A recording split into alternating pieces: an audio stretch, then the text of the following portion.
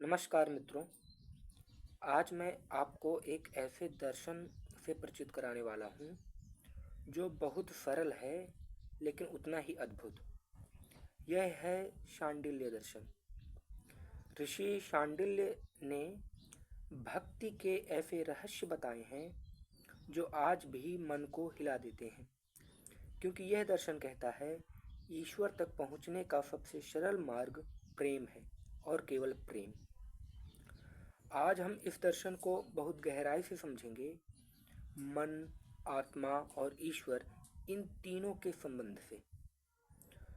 भक्ति क्या है?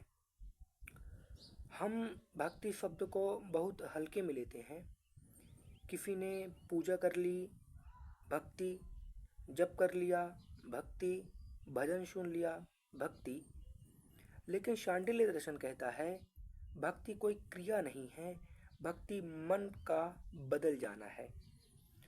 जब मन ईश्वर में टिक जाए, जब ईश्वर के अलावा किसी और से सच्ची उम्मीद न बचे, जब प्रेम इतना पवित्र हो कि उसमें स्वार्थ न रहे, तब उसे भक्ति कहते हैं।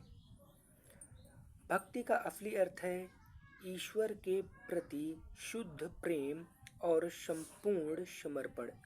यही शांडिल्य का पहला और सबसे बड़ा संदेश है। शांडिल्य कहते हैं लोग ईश्वर को मंदिर में ढूंढते हैं, आसमान में ढूंढते हैं, पर ईश्वर सबसे पहले भीतर मिलते हैं। जितना बाहर खोजते जाओगे उतना भटकते जाओगे, लेकिन जैसे ही मन भीतर लौटता है, एक शांति, एक रोशनी, एक अनुभव जो बताता है कि ईश्वर भीतर ही बैठे हैं। यही कारण है कि शांडिल्य दर्शन बाहरी कर्म कांड पर जोर नहीं देता। वह कहता है मन को शुद्ध करो, ईश्वर स्वयं प्रकट हो जाएंगे। शांडिल्य भक्ति को भावना नहीं मानते, वह इसे विज्ञान कहते हैं, क्योंकि उनके अनुसार मानव का मन 3 नियमों पर चलता है। पहला, मन जिसे बार बार सोचता है वो ही बन जाता है, इसलिए स्मरण भक्ति का आधार है। दूसरा, मन जहाँ टिकता है वहीं उसकी ऊर्जा जाती है। अगर मन दुनिया में टिकेगा दुख बढ़ेगा, अगर मन ईश्वर में टिकेगा तो शांति बढ़ेगी। तीसरा, प्रेम मन को शुद्ध करता है।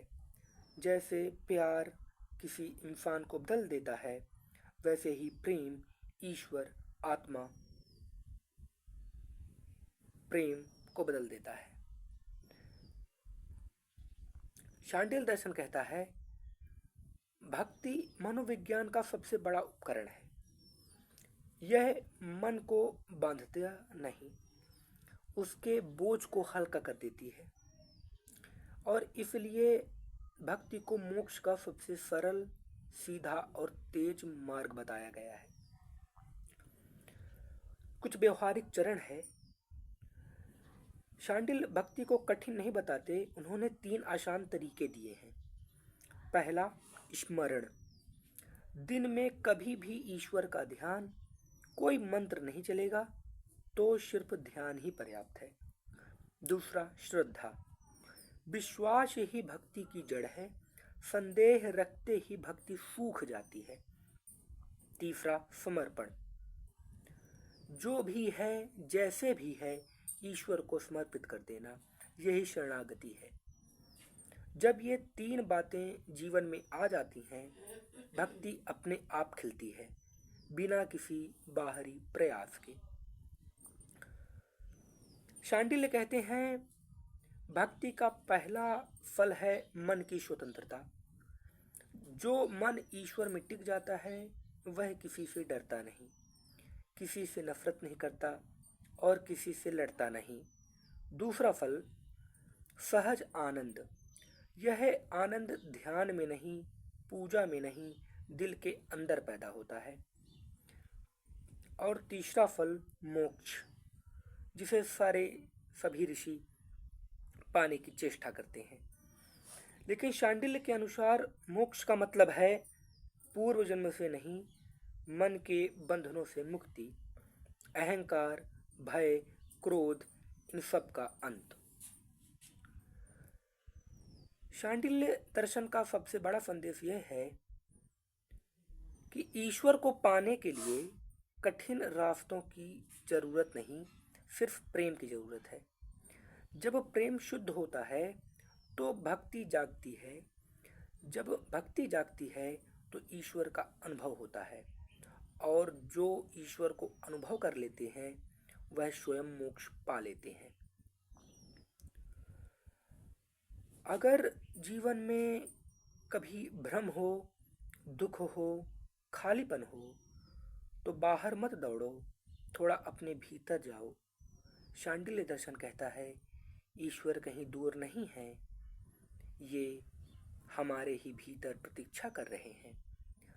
प्रेम करो, स्मरण करो, समर्पण करो और ईश्वर को अपने भीतर खिलते हुए महसूस करो।